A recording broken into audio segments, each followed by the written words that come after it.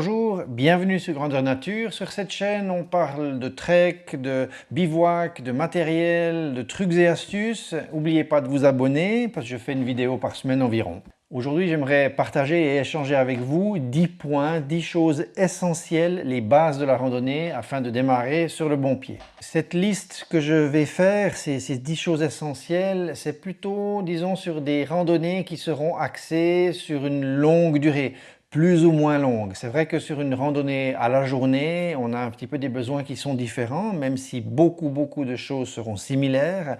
Par contre, dès le moment où on va faire une nuit ou 2 nuits, des bivouacs donc, on arrive tout de suite dans d'autres besoins et puis le matériel et les choses importantes et essentielles de la randonnée vont changer par rapport à ça. Donc disons, quelques jours à très longue durée, parce qu'à partir d'un certain nombre de nuits, ça ne change pas, hein, que l'on parte 2 nuits, 1 nuit ou bien 20 nuits. Ce qui pourrait changer, ce sera plutôt la quantité de nourriture qu'on va amener, les points stratégiques de ravitaillement, des choses comme ça. Ces 10 points que je vais énumérer, ce n'est pas en soi 10 articles précis, mais plutôt des thèmes, des choses globales qui concernent vraiment la randonnée, qui sont importantes, et puis c'est valable pour toutes les saisons. J'ai tenté de faire plus ou moins un ordre d'importance, mais disons que ces 10 choses sont, à mon avis, essentielles, comme je l'ai dit avant, dans le sens où oublier les 2 dernières parce qu'elles seraient en 9e et 10e position, c'est pas forcément une bonne idée. Je pense que on a besoin de toutes ces choses et de prendre en considération tous ces éléments pour pouvoir mener à bien une bonne rando sur justement des randos en itinérance, quand on fait des longues durées, des choses comme ça. C'est des choses vraiment auxquelles on ne coupe pas vraiment. De plus, je pense que cette liste est aussi très adaptée et ciblée, comme je l'ai dit, pour des randonnées de plusieurs jours, plusieurs nuits, mais aussi basée, disons, sur le bivouac et l'autonomie. C'est clair que si vous prévoyez une randonnée de 6 jours avec chaque nuit dans un refuge précisément, vous n'aurez pas besoin du matériel que je vais parler là. On parle d'autonomie de plus ou moins longue durée. En tout premier, je vais mettre l'abri. C'est clair que s'abriter est quelque chose de vraiment essentiel. Depuis des milliers et des milliers d'années, l'homme, dans son évolution, a toujours cherché à s'enfiler dans une grotte, se protéger, disons, parce que notre corps, ben voilà, on est comme des petits cochons tout roses, très faibles, pas comme des gros sangliers bien costauds. Donc voilà, on n'a plus vraiment de protection sur nous. C'est une évolution de l'espèce parce qu'on s'est habillé, on s'est protégé, voilà, on s'est mis de plus en plus bien au chaud, dans des maisons, des huttes, des habitacles, des grottes, enfin au début les grottes et puis ensuite ça a évolué, mais voilà, on est faible, on a besoin de protection, donc l'abri est quelque chose d'essentiel. Disons qu'un abri ou une protection contre les éléments, que ce soit depuis la couverture de survie, le tarp, la bâche ou une tente ou un système hamac, tente et compagnie, bref, c'est égal, mais une protection comme ça, il y en a plein de sortes. On ne parle pas maintenant de débat sur lequel est le mieux, mais disons c'est essentiel d'avoir un abri pour bien se protéger. C'est lui qui prend en premier lieu tous les éléments extérieurs. Et le pire, je pense, c'est l'humidité, que ce soit en été, en hiver, dès le moment où il y a les précipitations, la neige, la pluie, la grêle. Quand on est en actif, on a des habits pour se protéger, mais disons, dès qu'on arrive sur un camp, on a besoin de pouvoir se protéger. Ça paraît essentiel, bien sûr, et ça l'est, donc c'est dans cette liste. Le choix d'un bon abri qui convient bien à notre type de randonnée, à notre personne, à notre matériel, à l'altitude, la saison, bref, à ce que l'on est en train de réaliser, sera donc crucial. Et puis, bien sûr, là-dedans, on doit aussi penser au poids, bien entendu. On ne va pas prendre une tente 8 personnes quand on est tout seul, donc c'est important de bien cibler légèreté, efficacité et bonne protection. En deuxième position, j'ai mis l'eau. L'eau, c'est l'élément, disons, clé, c'est la vie et c'est probablement aussi un des éléments dont on peut le moins longtemps se passer. Avant de mourir, on va pouvoir peut-être tenir 3 jours sans boire, mais donc c'est assez rapide, c'est beaucoup plus rapide en fait que la nourriture. C'est pour ça qu'il vient en deuxième position. L'eau, donc élément essentiel, ça veut dire en avoir sur soi et puis aussi anticiper et regarder tout au long du parcours quels seront les différents points d'eau, les différentes sources, les différentes fontaines, les différentes possibilité de se ravitailler en eau. Il faut bien anticiper ça, bien sûr. À savoir aussi, l'eau est lourde, hein, 1 litre, 1 kg. Si vous portez sur vous 5 litres d'eau parce que vous êtes dans le besoin, vous allez vite avoir des soucis parce que ça fait 5 kg. Il faut aussi trouver le bon équilibre, comprendre sur combien de distance vous allez devoir être autonome en eau parce qu'il n'y a pas de source ou que c'est des périodes très chaudes. On compte, disons, qu'il faut facilement boire 3 litres, 3 litres et demi par jour, surtout en randonnée. C'est important, ça peut des fois être plus, ça peut des fois être moins aussi, hein, suivant les périodes. Mais disons personnellement, juste pour vous donner un petit exemple, moi j'ai en général quasiment en continu 1,5 litre d'eau sur moi. Planification donc des différents cours d'eau, être au courant, anticiper tout ça avant le départ, se renseigner et puis penser à la purification. Il y a différents moyens. Je privilégie personnellement le filtre qui est vraiment très pratique. Dans nos contrées, c'est relativement simple. On a, disons, des régions plus ou moins montagneuses, donc on a des cours d'eau, des choses comme ça. Attention aux périodes de sécheresse, hein, ça faut bien y penser. Mais disons, globalement, c'est bien le filtre. Après, il y a aussi l'ébullition qui est quelque chose de très sûr et de relativement simple à effectuer et qui va également tuer les virus, chose que ne font pas la plupart de ces filtres, justement. On vient de parler d'ébullition, de purification de l'eau. Pour cela, il nous faut le feu. C'est donc notre troisième élément dans l'ordre d'importance, à mon avis, le feu. Différentes sources, différentes origines, le feu, voilà, simple, naturel, hein, un feu de bois, un feu de camp. Lui, c'est le plus vieux, le plus ancien, le plus connu et le plus merveilleux aussi, fantastique.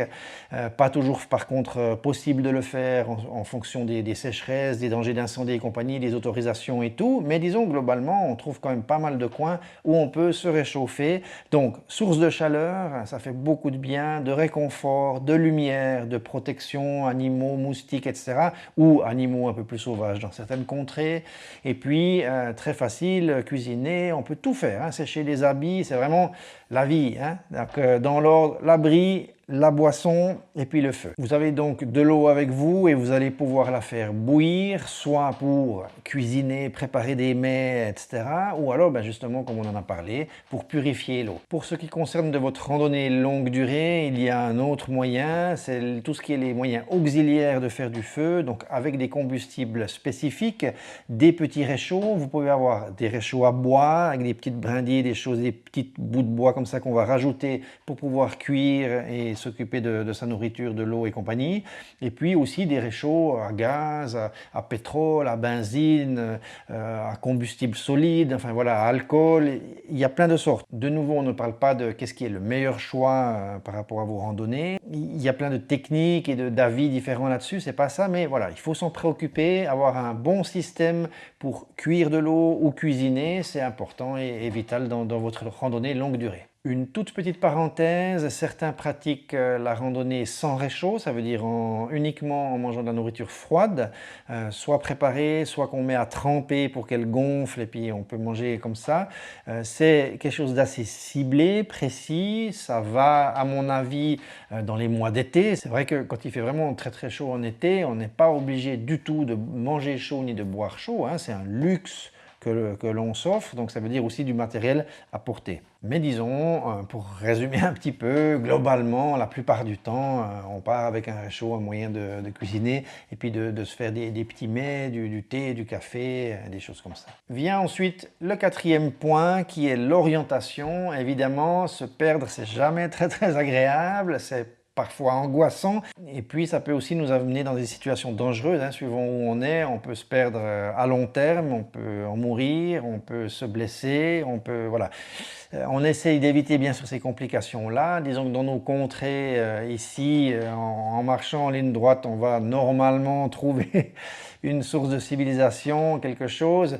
Par contre, suivant où vous êtes, dans quel milieu, même en Suisse, qui est un tout petit pays très habité, si vous partez dans la fausse direction dans les Alpes et puis qu'il y a un mauvais temps qui arrive ou des choses comme ça, vous pouvez vous mettre dans de sérieuses gonfles. S'orienter, c'est donc important. Disons, dans les moyens classiques que l'on connaît, la carte, la boussole, hein, c'est vraiment un peu la chose basique. Maintenant, sachez que un réflexe que j'entends souvent dans l'orientation pour les personnes qui débutent en randonnée, c'est oui, oui, moi je prends carte, boussole, etc. S'orienter à la boussole et sur une carte, ça nécessite quand même de l'entraînement et certaines connaissances. La première chose, c'est que lorsque vous êtes déjà perdu, que vous ne savez plus où vous êtes, une carte et une boussole ne vous sont d'aucune utilité, sauf si vous arriveriez éventuellement à repérer quelque chose de très très facile, hein, visuellement, une grande falaise et vous êtes perdu depuis pas longtemps. Voilà, maintenant il ne faut pas se tromper parce qu'une falaise, si vous êtes dans des régions montagneuses, il y en a beaucoup qui se ressemblent, vous pensez que c'est celle-là, vous perdez encore plus. Si vous êtes perdu avec uniquement une boussole et une carte, il faut connaître la triangulation et malgré tout avoir des points que l'on peut repérer fixes, que l'on peut retrouver sur la carte, qui nous permettent de faire de la triangulation et retrouver notre position. C'est pas de ça qu'on va parler maintenant. Ce que j'aimerais surtout dire, c'est que les cartes et les boussoles, c'est bien, mais il faut un suivi continu pour régulièrement savoir exactement où vous êtes sur la carte et puis certaines connaissances. Par contre, une carte, elle ne vous laissera pas tomber dans le sens où ça tient sous la pluie. Les vraies cartes officielles, hein, elles résistent à la pluie la plupart du temps, à un moment en tout cas, et puis elles n'ont pas besoin de batterie, donc elles sont facilement lisibles, il n'y a pas de souci pour ça. Ensuite, et surtout si l'on fait des très longues durées, ça veut dire qu'une carte normalement de travail correct en randonnée, ce sera au 25 millième, quelque chose comme ça, pour pouvoir vraiment prendre les bonnes décisions au bon moment quand on est dans des petits chemins. On a besoin de ça. 50 millième, c'est déjà un peu trop, disons, global. Ça va pour des grandes directions principales, mais il nous manque parfois des petits sentiers, et puis il y a certaines informations qui ne sont pas assez visibles, des infractuosités de terrain, des choses comme ça. Voilà, il y a différentes choses qui peuvent être compliquées. Donc on va avoir, disons, tendance à se tourner vers l'électronique. C'est de nos jours assez inévitable et c'est très pratique, c'est vrai. Ça a certains risques, des pour et des contre, mais disons c'est quelque chose de globalement pratique et super chouette à utiliser. Quand je parle d'électronique, cela peut être à la fois des balises de secours, hein, qui sont là dans le sens pas directement, on fait une petite parenthèse si on veut pour vous orienter, mais qui permettent d'appeler les secours en cas de soucis réels, en cas de danger de mort. Donc hein, c'est à ce moment-là qu'on presse, c'est pas quand on est un peu fatigué qu'on veut rentrer à la maison. Ça c'est des balises, voilà, soit qui ne font que d'émettre un message satellite, elles travaillent avec des satellites, donc on n'a pas besoin du réseau mobile et de compagnie. Mais on peut soit juste presser, ça envoie un signal, ou alors certaines ont quand même de la cartographie dessus et ou la possibilité d'envoyer des espèces de SMS pour rassurer les proches ou bien pour converser ou expliquer au secours différentes informations dont ils auraient besoin. Mais disons pour la plus courante et la plus utilisée, il s'agit des applications sur smartphone. C'est personnellement ce que j'utilise, j'adore ça, c'est vrai que c'est superbe, ça me permet non seulement de préparer les randonnées à la maison, les itinéraires, de les télécharger, d'avoir les cartes préchargées sur le téléphone et puis de pouvoir suivre mon parcours, me renseigner, créer des super aventures avec ça. J'ai fait d'ailleurs une jolie série, je vous mets le lien avec toutes les explications de comment créer soi-même une randonnée, hein, depuis le départ jusqu'à la réalisation, en passant par différentes techniques et compagnie. Donc ça, vous pouvez aller voir volontiers. L'orientation sur smartphone, elle est chouette. Vous dépendez d'une source énergétique et puis de l'appareil. Il ne faut pas le casser, ça c'est sûr. Mais je pense, disons que de nos jours, la plupart des appareils, disons, modernes sont quand même étanches ou extrêmement résistants à l'eau, en tout cas, ont des bonnes autonomies. On peut avoir des powerbanks, enfin il faut avoir, disons, des powerbanks, des sources d'énergie pour pouvoir les recharger et compagnie le long du chemin. Donc ça reste quelque chose de chouette. C'est en préparant bien une randonnée qu'on va avoir le moins de problèmes, disons, d'orientation, donc le moins de risque de se perdre. En point numéro 5, je vais parler de la protection contre le soleil. Que ce soit en été ou en hiver, le soleil peut être très violent et puis nous mettre dans des situations très compliquées, d'hyperthermie, d'insolation, de brûlure, enfin voilà, ou même de cécité suivant la situation. Les grands classiques, lunettes de soleil, casquette, chapeau, voilà un couvre-chef. Ensuite on a des choses un petit peu plus larges et différentes. Par exemple un parapluie pour nous ombrer. On peut aussi avoir le phénomène des longues manches pour pouvoir vraiment se protéger les avant-bras, voire carrément dans les régions désertiques de gants. Quand on randonne avec des bâtons, hein, on peut se faire brûler mais méchamment la peau. Donc aussi crème solaire, enfin voilà. Tous ces moyens de vous protéger du soleil sont essentiels. Il faut les avoir avec soi et puis il faut, disons, connaître dans notre randonnée les conditions types d'ensoleillement, les différents dangers qui peuvent exister. Il n'y a pas seulement boire et l'eau, mais il y a aussi se protéger des rayons directs du soleil. C'est très important. Dans cette protection du soleil, il y a aussi la recherche d'habits qui soient résistants aux UV et aux IR, qui aident, disons, à vous protéger justement de ce rayon direct. Personnellement, j'aime bien ce qui est manches longues, j'aime moins en bas pour les jambes, donc c'est un petit peu différent, mais surtout les avant-bras, comme je randonne avec des bâtons, c'est là où je prends énormément, et puis la tête. Donc j'aime bien avoir un grand chapeau avec des larges bords qui me fait de l'air qui passe autour de la tête. Peut-être je vais tester quelque chose d'un peu différent cette année, à voir, mais globalement, c'est quelque chose d'essentiel à prévoir. Tout ce que je viens de citer, cela concerne plutôt des choses que l'on va mettre sur soi ou appliquer pour se protéger du soleil. Par contre, votre comportement sera important. J'ai eu randonné dans des canicules, je me suis trompé, je me suis fait surprendre dans des heures chaudes, en pleine montée, dans de la caillasse, enfin voilà, je connais ce que c'est, donc j'ai aussi fait mes erreurs. Le comportement est hyper important, ça veut dire tenter de se protéger, donc penser à se mettre à l'abri quand vraiment c'est trop chaud, penser à faire des pauses régulières, penser à bien s'hydrater, ça va aussi avec la protection du soleil pour que le corps puisse transpirer et puis se protéger de la surchauffe. Essayer d'éviter les heures les plus chaudes pour randonner, c'est très difficile à faire parce que quand on est en été et qu'on veut un peu avancer sur des longues randonnées, de la longue durée, des kilomètres, des grandes traversées, des choses comme ça. Randonner que quand il fait frais, ça veut dire vous randonnez depuis 4 heures du matin et puis à partir de 10 heures vous arrêtez et puis après le soir, il faut recommencer à 8 heures le soir parce que c'est vraiment des journées très chaudes, très longues. Donc il y a quand même des moments où on n'y coupe pas. C'est vrai que s'arrêter dans les heures les plus chaudes, c'est quand même bon. On peut faire une sieste, on peut se reposer, on se calme un petit coup. Et puis, il faut quand même veiller à ne pas arriver trop tard sur le lieu du bivouac à cause des orages, parce qu'il y a ça aussi. Donc, idéalement, il faudrait randonner très tôt et puis arriver relativement tôt sur le lieu du bivouac. En numéro 6, on va parler cette fois dans l'autre sens, l'isolation contre le froid. Je n'ai pas encore parlé par exemple de chaussures, ça veut dire que je vais les inclure dans cette protection-là. Il y a des gens qui font de la randonnée à pieds nus, oui, ça existe.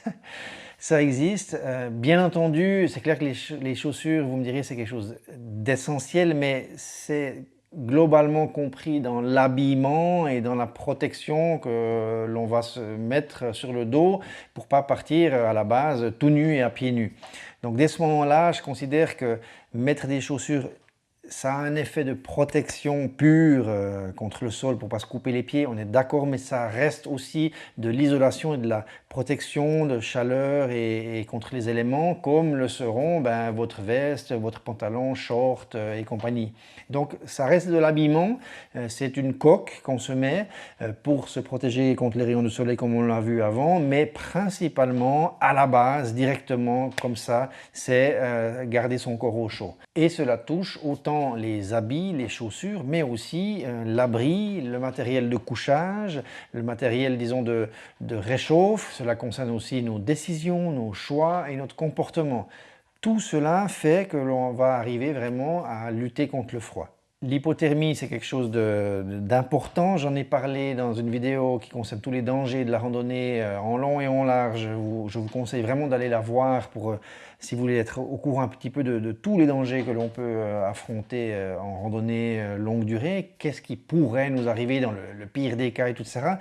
Mais l'hypothermie, c'est quand même quelque chose à laquelle on peut relativement facilement arriver. Il n'y a pas besoin d'être en hiver pour mourir de froid. Il y a eu des cas sur le GR20, en plein été, superbe, des gens qui partent, il fait 30 degrés en bas quand vous partez, vous arrivez en haut, d'un coup il y a vraiment un un gros coup de changement.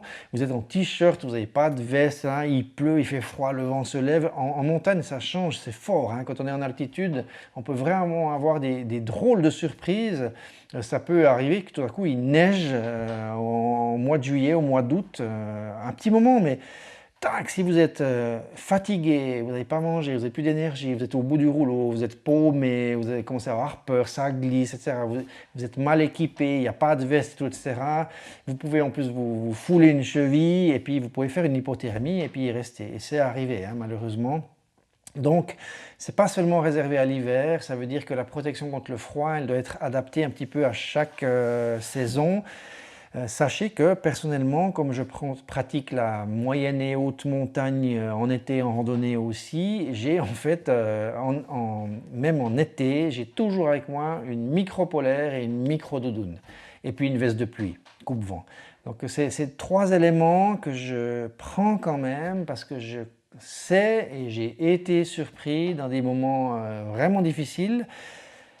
Normalement, la micro-polaire, elle me sert un petit peu sur le camp le soir, voire la micro-doudoune, on est bien d'accord. C'est vrai que j'ai quasiment jamais, je les mets tous ensemble en été, mais ça m'est arrivé quand même. Et puis, la plupart du temps, ça dort dans le sac. Par contre, pas de souci. Il se met à neiger, pas de problème, boum, boum, boum, je mets mes trucs, je suis bien tranquille, je continue. Et puis, j'évite les galères. Donc, c'est quelque chose d'important à prendre en compte. En 7e position, la nourriture. Ça vient tard, hein, mais en fait, effectivement, c'est quelque chose d'essentiel. Donc, je le redis, hein, c'est pas parce que c'est en 7e position que c'est beaucoup moins important que les autres choses. C'est juste que dans un ordre de survie, vous aurez d'abord voulu chercher un abri, ensuite chercher à faire du feu pour vous réchauffer, avoir de l'eau pour s'hydrater, et puis des habits, des choses comme ça pour vous tenir au chaud. Ensuite, vous allez vous occuper du fait que vous ayez faim, mais vous pouvez tenir 3 jours hein, sans mourir. Enfin, je veux dire, voilà. Malgré tout, ça reste un petit peu un ordre plus ou moins correct de survie directe, on va dire. Mais vous avez besoin de ces 10 choses dont je vous parle pour une randonnée longue distance. Et la 7e, c'est la nourriture. Donc la nourriture, c'est important d'anticiper de nouveau. Hein. Il revient beaucoup ce mot, anticiper sur ces éléments-là. Anticiper la quantité de nourriture, ne pas trop en prendre non plus pour être trop chargé. Moi, personnellement, je table aux alentours des 2500-3000 calories journalières quand je suis en randonnée.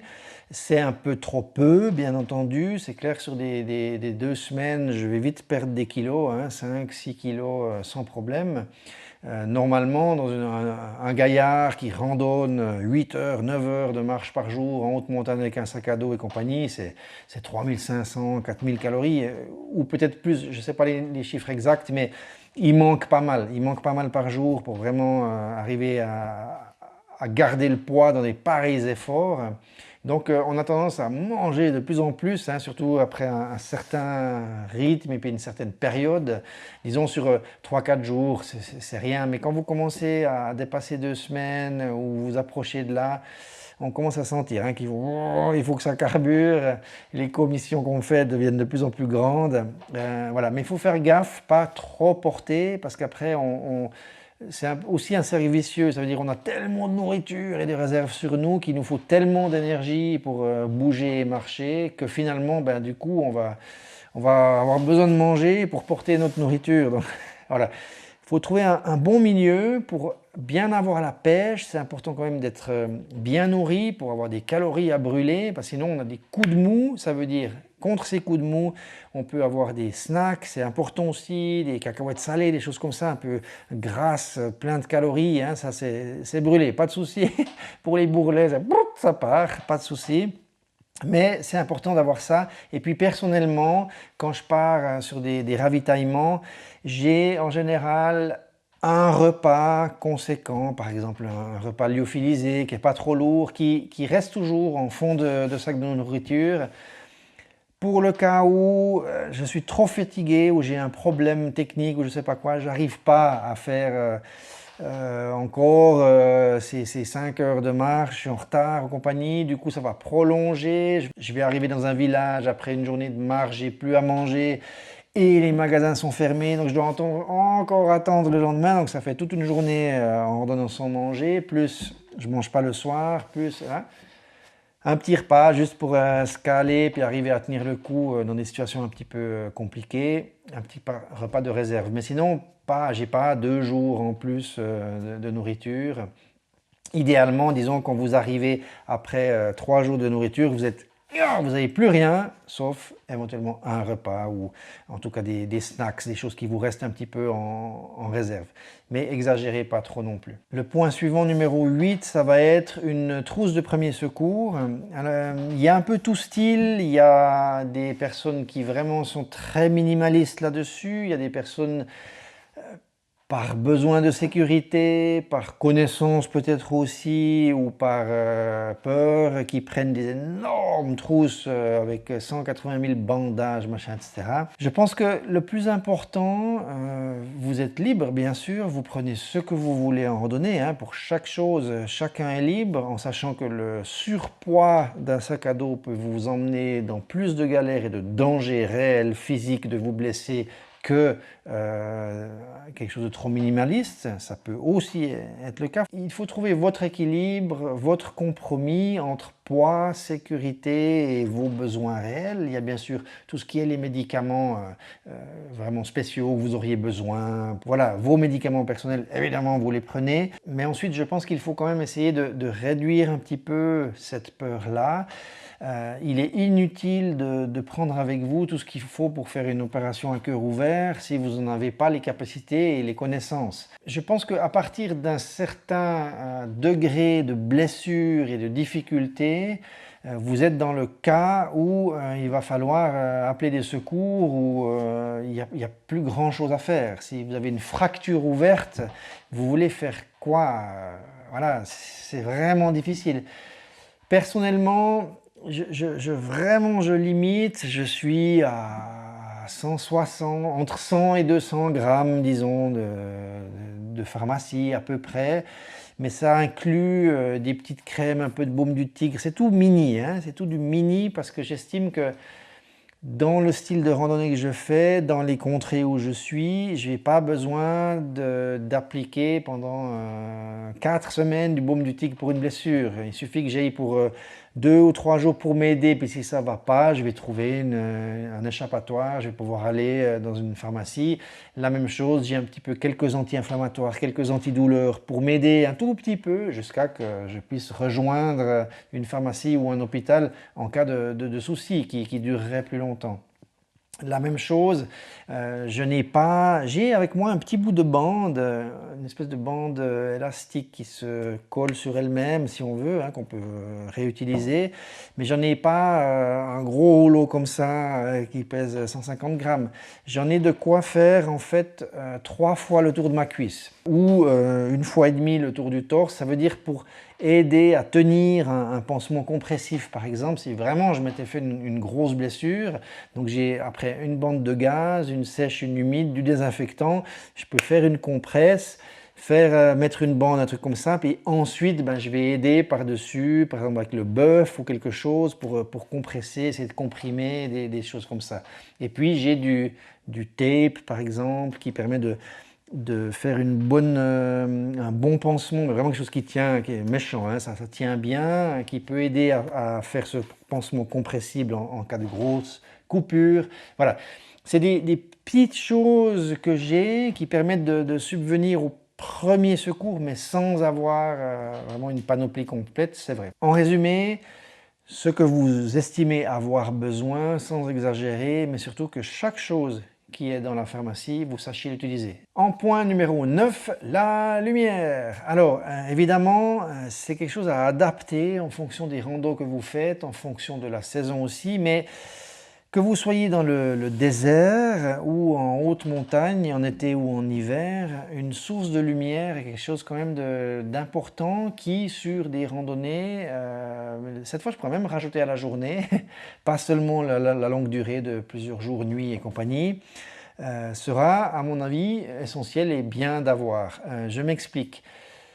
On prend le désert par exemple, quand vous êtes dans des régions vraiment désertiques et extrêmement chaudes, on va privilégier les heures les plus fraîches de la journée, donc matin et soir, mais beaucoup randonnent déjà quand il fait bien nuit, à partir de 3 heures du matin, pour faire le maximum avant 8-9 heures le matin, parce qu'après c'est impossible, on fait des immenses pauses et puis on reprend tard le soir.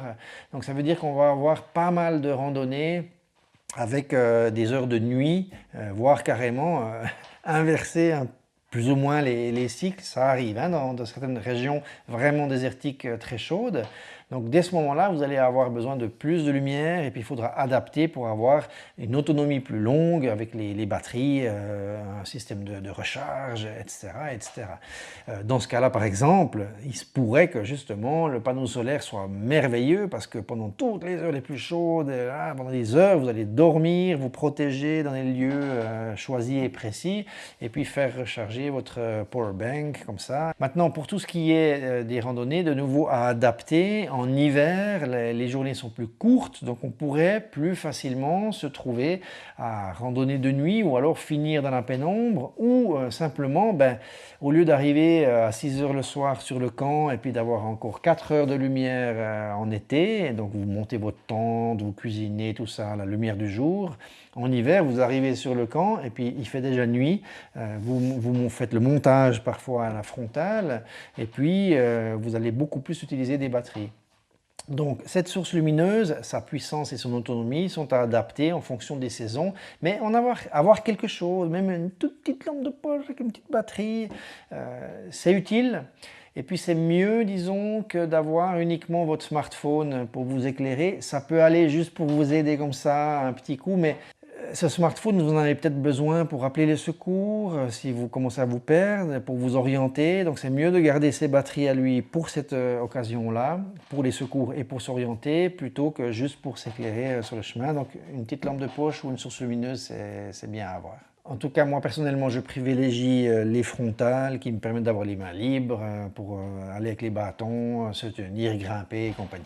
Et en dernier point, 10e point, j'ai un petit set, un petit sachet, un petit pack comme ça, avec tout ce qui est l'outillage et les kits de réparation, de bidouilles, de couture et tout ça. Quand on est dans des randonnées, disons, longue durée, on a vite des accumulations parfois de soucis matériels. Tout à coup, il y a un lacet qui pète, il y a une bâche qui se déchire, il y a la veste de pluie qui a un trou parce qu'on s'est chopé un barbelé, il y a l'épine que vous n'avez pas vue sous la tente et puis quand vous mettez votre matelas, il se dégonfle ou simplement il explose sans aucune raison apparente au milieu de la nuit, n'est-ce pas? Bref, toutes ces choses-là, elles vous permettent de, disons, pallier au plus vite et au plus pressé. Elles vous sortent parfois de gros problèmes. Imaginons, voilà, votre sangle d'épaule ici, du sac à dos, elle pète. Ça peut être très problématique si ça se déchire. On ne sait pas pourquoi, mais voilà, ça se déchire. Eh bien, ça peut être un souci. Donc, dans ces kits-là, moi j'ai des petites choses, jamais de nouveau, par exemple du fil et une aiguille à coudre, j'en ai une, mais j'ai pas pour coudre une paire de rideaux pour mon salon.